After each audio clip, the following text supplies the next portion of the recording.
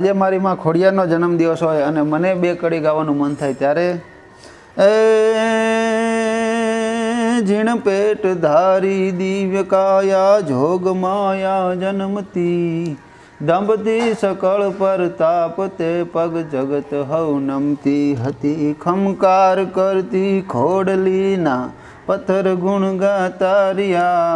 હે અણમોલ હા હા એમ તણામાં દિવસ ક્યાં જાતા રહ્યા મારી દિવસ ક્યાં જાતા રહ્યા એ